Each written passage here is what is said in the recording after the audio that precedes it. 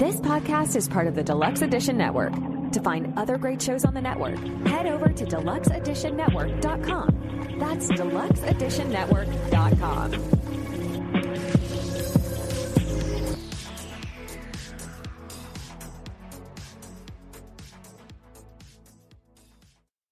When there is blame, there's no reason to change.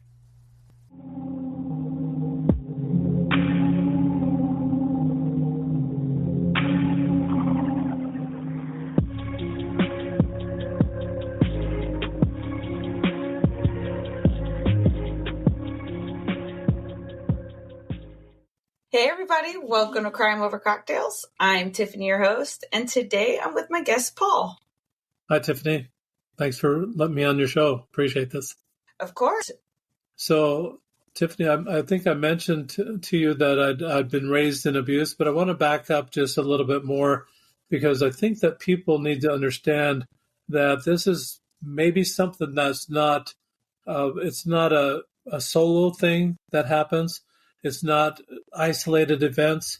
It's something that may be passed down through generations. And I think that for me is what has happened. I want to just go back to my grandfather. My grandfather was born in Indiana.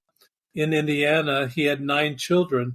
With the birth of the 9th child, something happened that his wife got sick or passed away, possibly because of the childbirth, but she just passed away. He was so distraught at the time that what he decided to do was sell the farm, sell all the equipment, and do it at an auction. When people came to the auction, he asked them, would you also like a child? And one by one, he gave away all the children except one.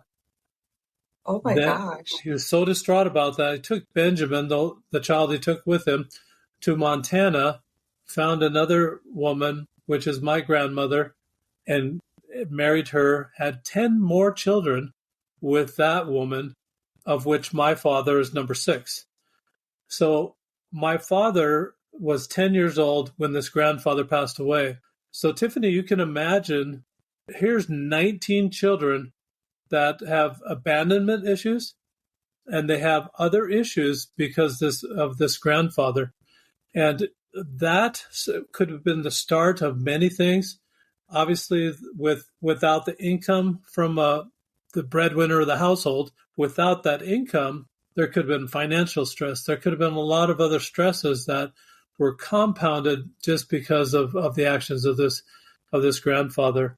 Pass that on to my family. I'm number 10 of 11 children, so we're just a family of families, and I like to call myself the tithing child. I'm the 10th, but this kept on, and so I was raised in an abusive environment. It was not a very fun environment. There were financial problems, there were other problems, but mostly physical, sexual, any other kind of abuse you can think of, emotional, economic. There's just a lot of abuses that happened in that time frame. To get out of child abuse, you have to just grow up and move away. So I left when I was 17 years old, got out of the situation, removed myself after my junior year in high school. Didn't even want to spend my senior year, which is usually the best year of high school. Didn't even want to spend it in the same town. And so I moved away. I moved in with my brother. And from that time frame, I started thinking, I had a horrible childhood. I tried to look for better examples of parenting, better examples of fatherhood, better examples in every other way. I started blaming my father for any relationships that I had that went south, any relationships that I had that it turned sour or I became angry. And to me, Tiffany, what was most residual from that whole childhood experience was the anger. How do I get rid of this anger? So I got to the point where I'd be annoyed, and then I'd be annoyed again, then I'd be annoyed again, and then I'd be annoyed again, and then I'd flare, I'd flash, and then you get to the flash point, and then you go back down, and then it starts over again. It's just that cycle of being annoyed, flash, and it just parlays itself one on top of another until that flash. At about age 35, I I realized that, you know what? I'm responsible for my own relationships. Age 35, I'm well into adulthood. I'm responsible. It was more than half of my life I'd been away from home. I'm still blaming my father, but I finally took responsibility. More than half my lifetime away from my father, I'm still blaming him. He passed away 7 years earlier. So he's dead. I've been half my lifetime away from him. I'm still blaming him. When there's blame, there's no need to change. You already have a scapegoat. You can already kick the dog. You're already putting the blame of something, your problem, putting it on somebody else. There's no need to change. Absolutely no need to change. So it's almost like a false atonement if people are religious. It's something that you don't have to worry about it.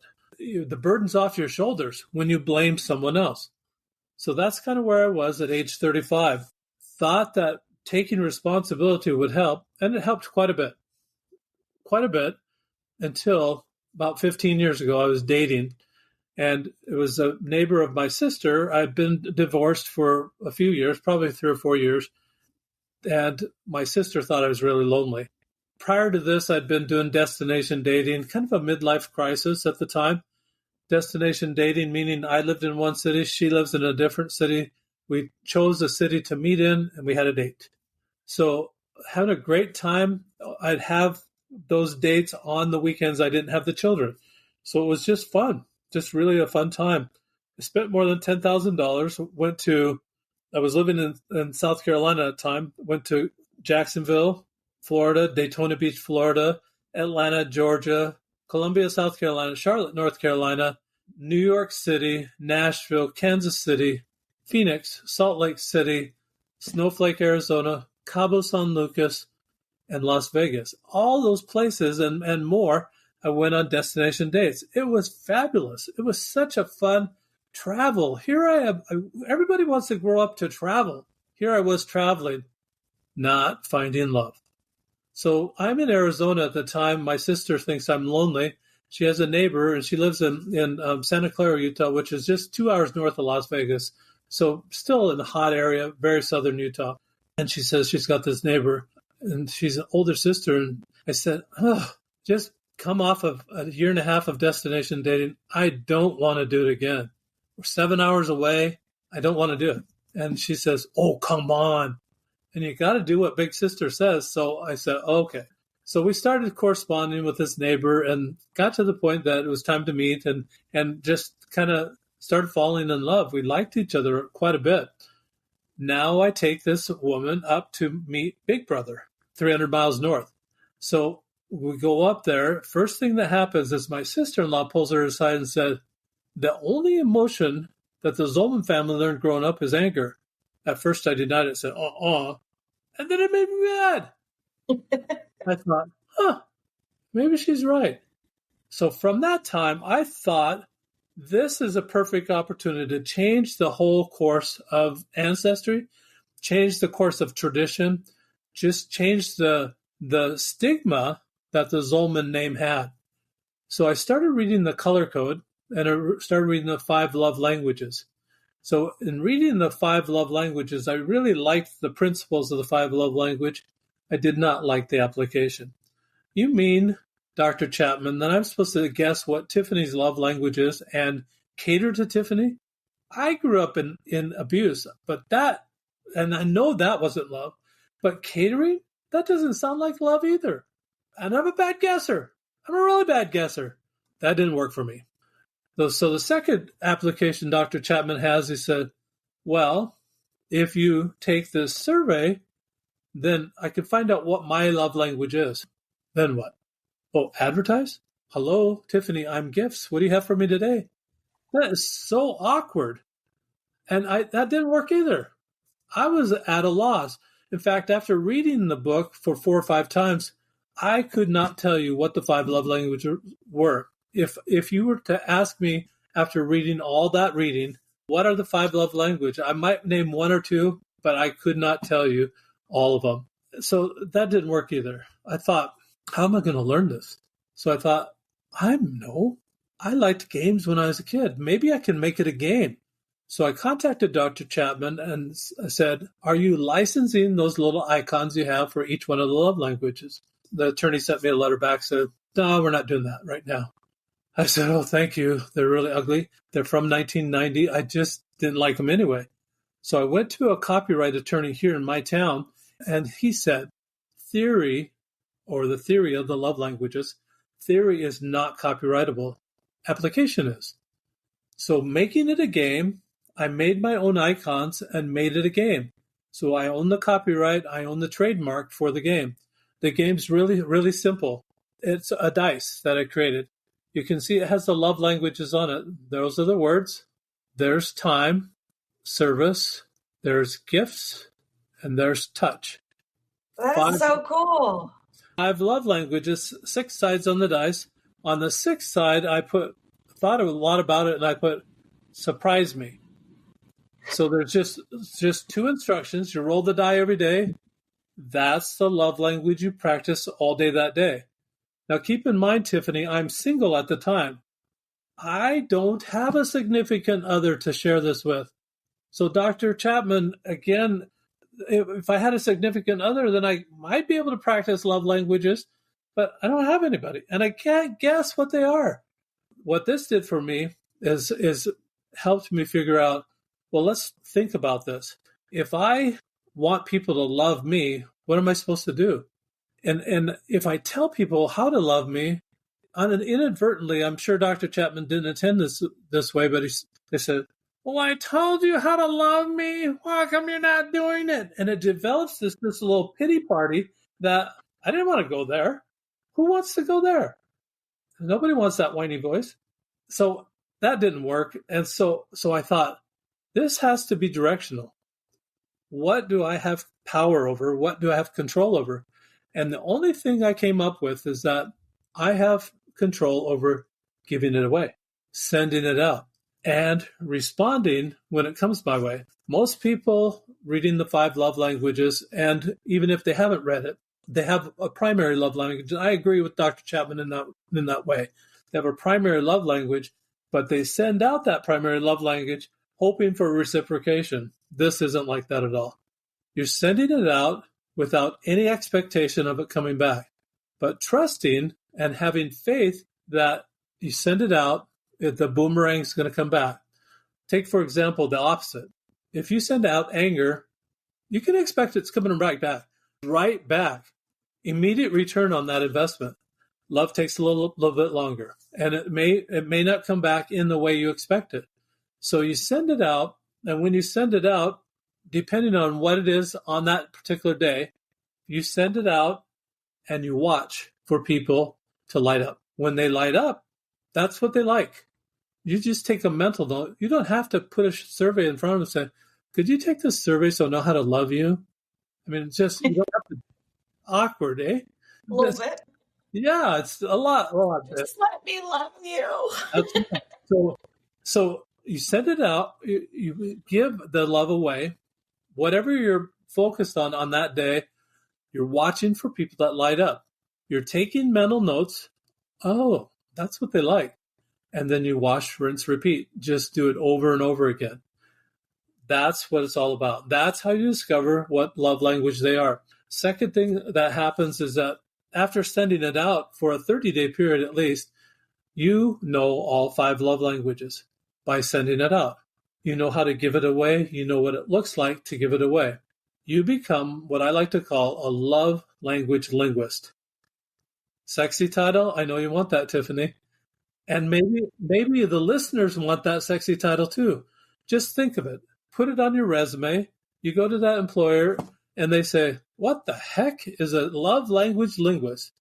And you're going to say, oh, I just love people. That employer wants their customers loved, and they want a loving environment in the workplace. Your resume is going to rise to the top. So the second thing that does for you is that you become so familiar with the love languages by giving it away, it improves your peripheral vision so that not only do you see your own primary love language when it comes to you, you see all the other love languages. If it's not your primary love language, you can say, oh, I see they're loving on me, and you can respond in kind. You can tell that they're loving on you and respond appropriately. It really improves your vision, the peripheral vision that way, so that you can see it when it comes your way. I love it. Well, it's been so much fun. And, I don't know if you do yoga, Tiffany, but many of the listeners might do yoga. When you go to yoga, they put their hands together like they're praying like this. And what do they say? Namaste. Namaste. So namaste translated means the divine in me sees the divine in you. Or, I put it another way, the God in me sees the God in you, literally translated. That's exactly what we're doing. So what we're trying to accomplish is a mindset here. We're trying to say, what's good about that person? What can I love about that person? Rolling the die and practicing the role of love gives you that mindset, and you will be so busy with this mindset, saying what's right with that person, what can I love about that person, that you'll never go down that route that says, what's wrong with them? So you'll never go down that route. The Lord knows and the world knows we don't need one more critic in the world. Absolutely not. So I like to compare it to even a magnifying glass. Magnifying glass will make things bigger. When you magnify the faults of others, guess what's coming back at you? They're looking at your faults, and they're scrutinizing you, and they're micromanaging you, and they're doing that to you. We don't want to do that. Who wants to send that out? But we inadvertently send it out. Hey, this is Casey Shearer. And this is Ray. Do you like pop culture? We're pretty sure you do. Then come on over and check us out at deluxeedition.show. You will not be sorry. Or maybe you will be. I don't know.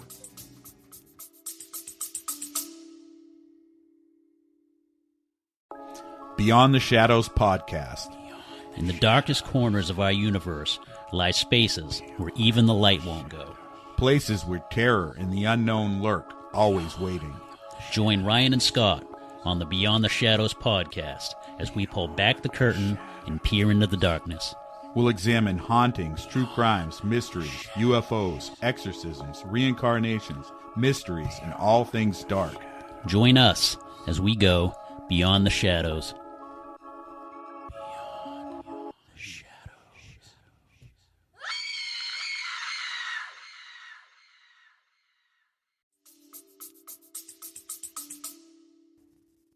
I think the media trains us to look at the negative, look at the bad things. Love doesn't sell as well as avarice or vice or murder or anything, or violence. Doesn't sell like that. So we focus on the positive, and that becomes bigger. That's the part of people that we want to grow. We want their good side to grow bigger than their bad side. Overcome that bad side of us. So that's the whole idea of the role of love. I love it. I think it's a great idea because you are so right. The media just feeds off of hate and just misery. And you can't almost help but follow suit because you just see so much of it. It's pushed down your throat. We need to change that. Absolutely. So this is the easy way to change it. I mean, there's a couple of ways that I would suggest that it be just kind of introduced to society. Podcasts, obviously, is a great way to do it. People listen to podcasts all the time. But in the schools, put this in the elementary schools, because I think it only will work in the elementary schools because most of those classes stay together all day.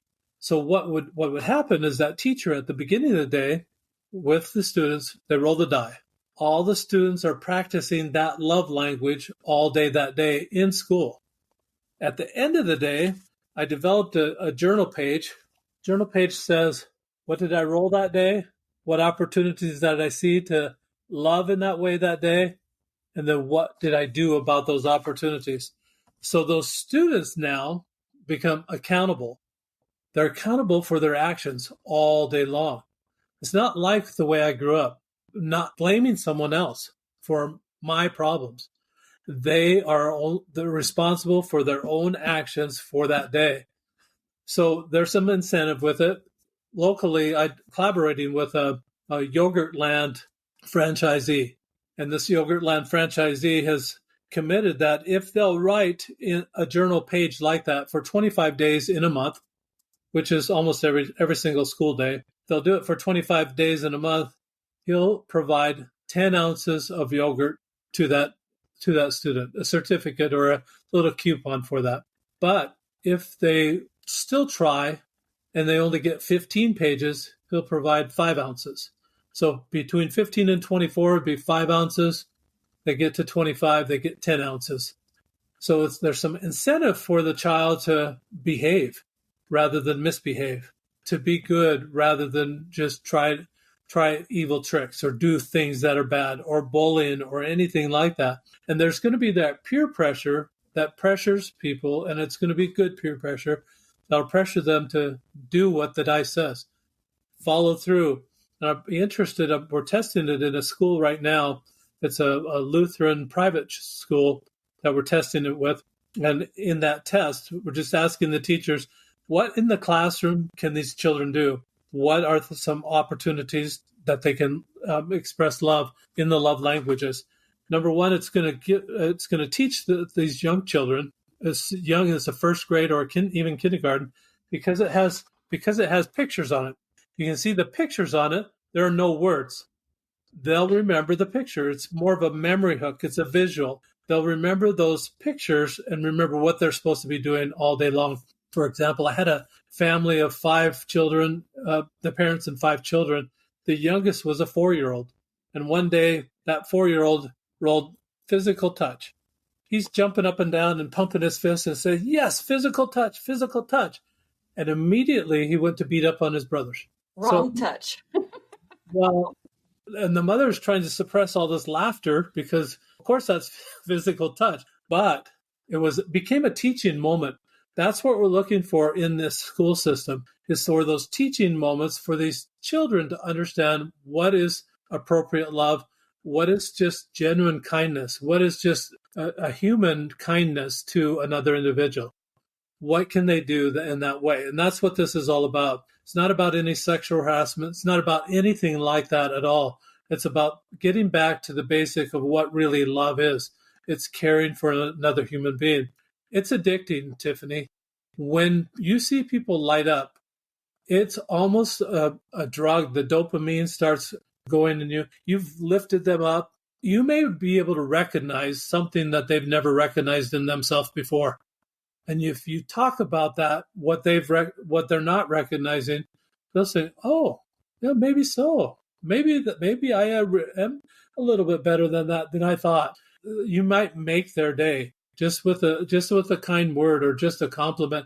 Anything that might make their day, whatever lights them up. If you help them light up, that becomes the task. No longer is it about you, Tiffany. No longer is it about me. I'm sorry. Some people just really feel sad about that, but it's about them. It's always about them. So we're training a society or a generation of narcissists, people that think it's only about me. It's all about me. And let's move away from that. It's about them. It's all about them and about their happiness and about helping other people have a happy day. And that's kind of where we're going with it for right now. I think it's a great idea. And, so many kids, that's where it all starts. And you're right. If we can get to them before they cross over to that dark side, then we have such a better chance of having a better society. I mean, hurt people. Mm-hmm. It's just that's how it goes. So by actually showing the love, the appreciation, values, and stuff that they might not be getting at home, somewhere else, to show them that, things can be different. I think this could help a lot of lives. And that's interesting that they say hurt people. You've just like I showed in the beginning, you've got to break that cycle from the generational abuse that's been handed down.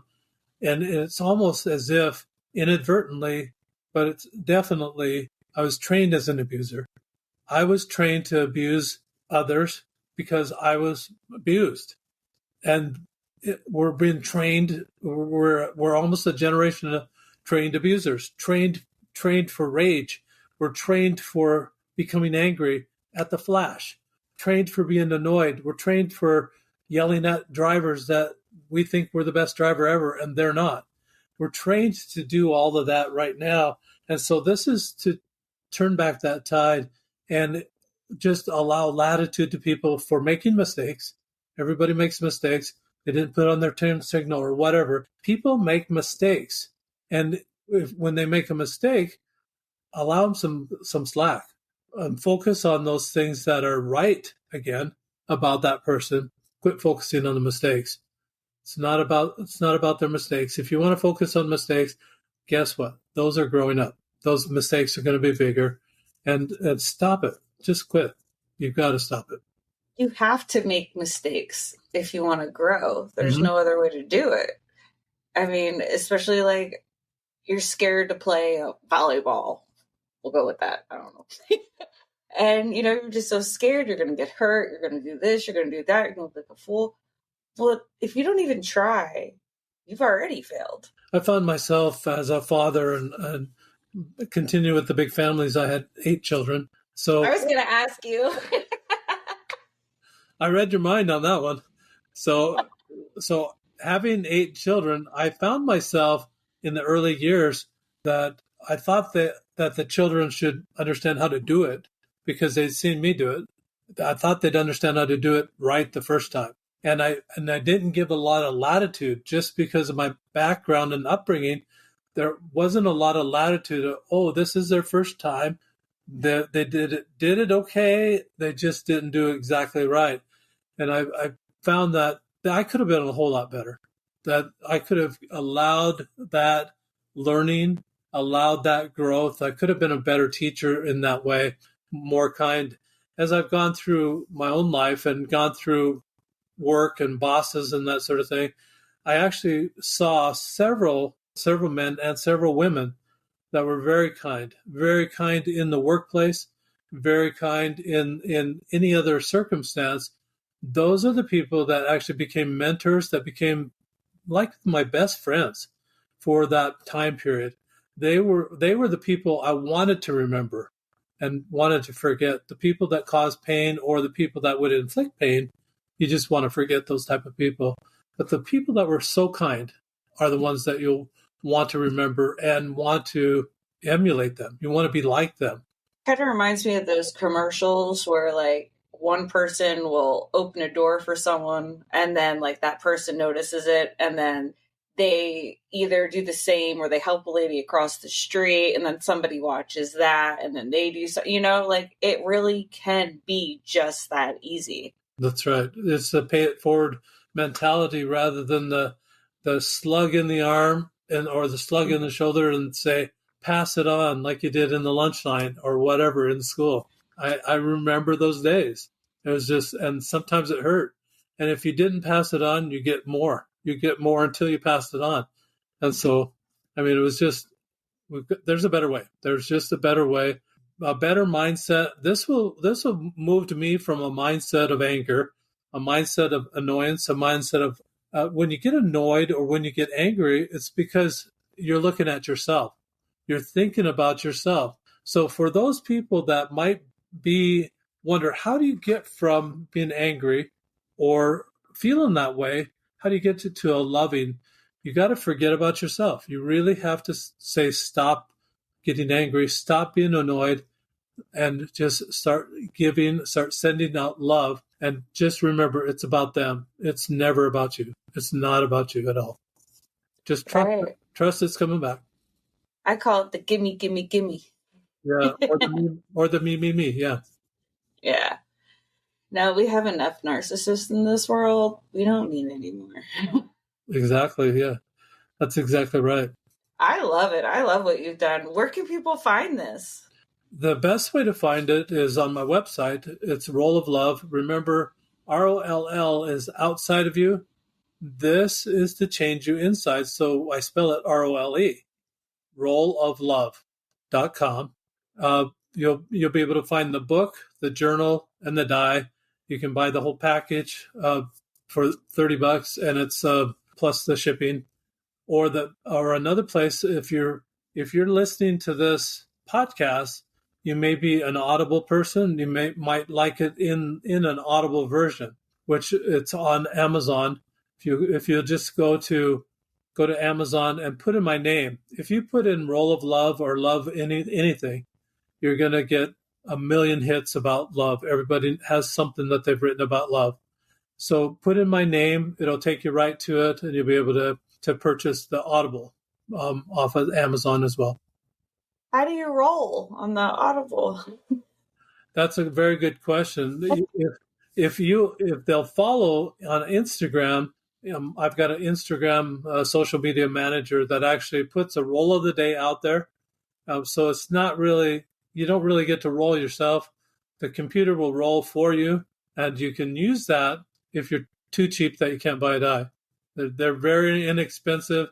This is a whole lot, Tiffany, it's a whole lot less than even one session at a therapist. A whole lot. Or bail money. Or Exactly. That kind of takes us to the crime over cocktails, right? Any bill. Yeah. That's right. So it's a whole lot cheaper. In fact, if you'll invest in yourself and do this for yourself, you're gonna have a better experience with the die in hand. The die are really kind of special too. They're all handcrafted. They're just all etched by hand, and it's by artisans that are in Poland. As I shopped around for a dice manufacturer, found that if I had it produced in Poland, shipped here, and paid the tariffs and everything, it's still 1/3 of the cost of any dice manufacturer in America. So they're high quality. Polish are known for their art, their craftsmanship on the ceramics, and it's not a ceramic, but it's pretty close to that type of material. It'll last a long time. I've got one that I've had in my pocket for almost 7 years now, and you can still tell what the icons are. You can still tell it's a little rough, but you can still know what it is when you're rolling it. So I keep it in my pocket all the time in case I forgot to roll, or in case someone else wants to roll. They want to get in the act of loving as well. So I think that I don't know if you're wrapping it up, but one last thing that I want to say, Tiffany, is that my discovery of where I was at, it kind of came to me the other day when I was out for a walk. When I was out for a walk, I picked up a stick. It's kind of a walking stick. On one side of it's very smooth. On the other side, it has some where there may have been a twig or something, and I call this side the naughty side. So it's naughty and nice. I'm sure Santa Claus has a stick just like that. I bet he does. When you see a spectrum like that, one side being naughty, the other side being nice, you'll notice that on the naughty side of the spectrum, I would categorize anger. When my sister-in-law defined the Zolman family as being angry, I found where I was on that spectrum. I was on the naughty side of the spectrum. I was in anger. It has all the vocabulary, all the mannerisms, the yelling, the screaming, all the ways we interact, the other abuses that are sent out. There's 14 or more general abuses that can be done on that angry side of the stick. That has its own vocabulary, just its own culture, so to speak. The nice side of the stick, I put love. So I found I was closer to that naughty side of the stick. Once I found that out or realized it, I had 3 choices.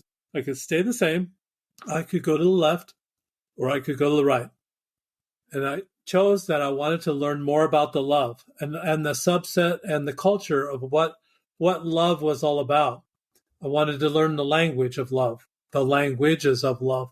I wanted to learn the vocabulary of love. I wanted to learn what the mannerisms of love were, the opening the door, the kindnesses, and how to send that out. So in studying this, it may be awkward for those that are not there right now, maybe awkward at first. But I suggest that you just keep trying to send that out. The drug of choice is when you light people up. That is going to give you satisfaction that you can't get anywhere else. When you've made somebody's day it's going to be a great day for you as well. You're going to feel that you've done something good in that day, better than any other day. Totally agree with that. Anytime I do something, make somebody smile, it just makes you feel good. It's that feel good juice. Absolutely. That's the dopamine everybody wants. It's a drug of choice, and it's totally legal. Yes. And I can say my personal experience, I get that the generational trauma because my family has dealt with that. And so, you got to work through that, and you got to realize that you don't want to be like those people. And it's possible. It really is. Sometimes you'll stop yourself in the middle of doing something and it's like, oh, no. we're not going to do that. We're not going to say that. And then you learn to step back. And I think it's so important. So important. Absolutely.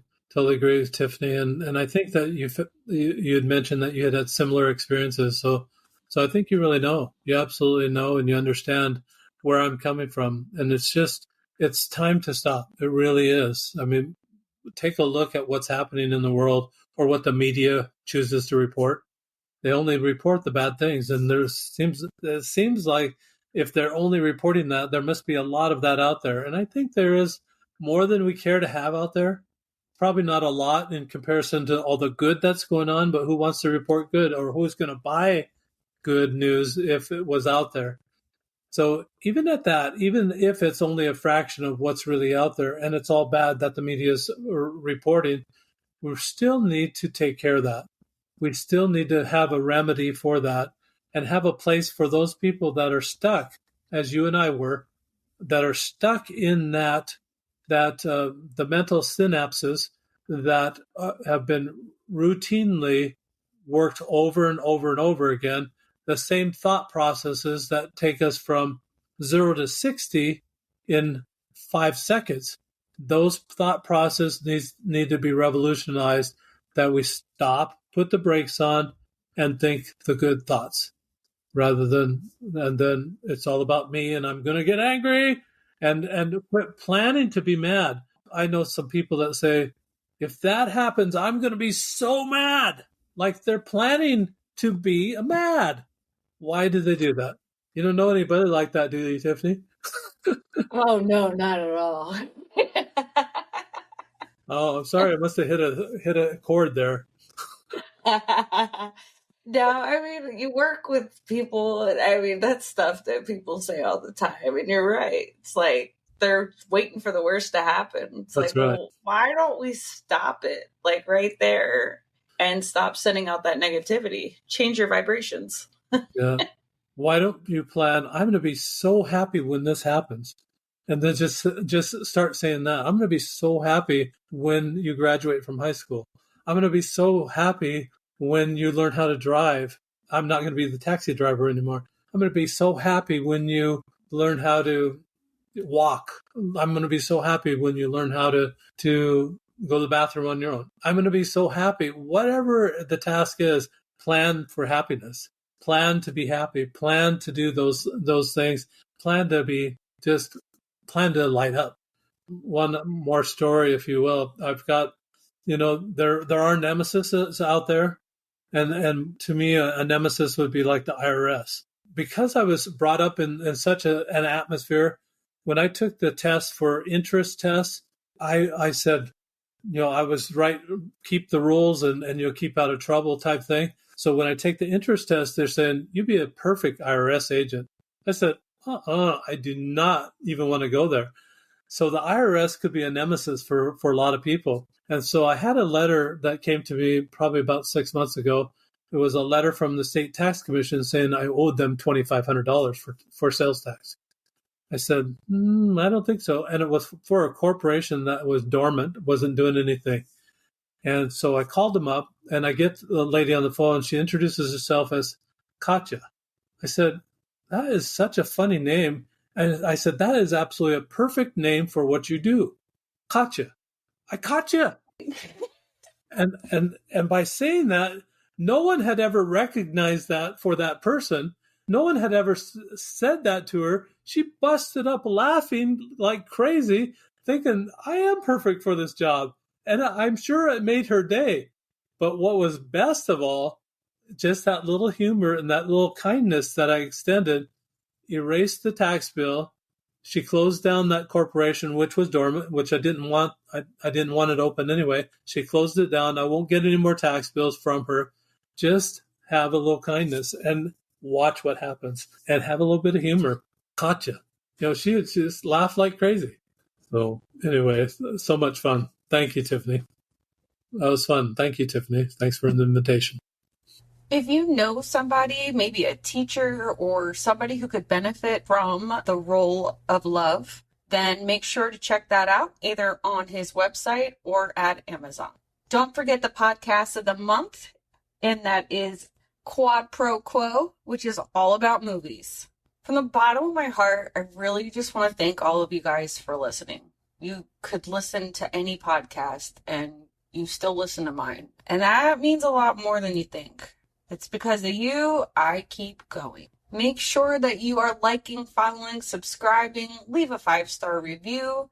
Both websites to my nonprofit, The Crime Connection Incorporated, and for the podcast, Crime Over Cocktails, is in the show notes.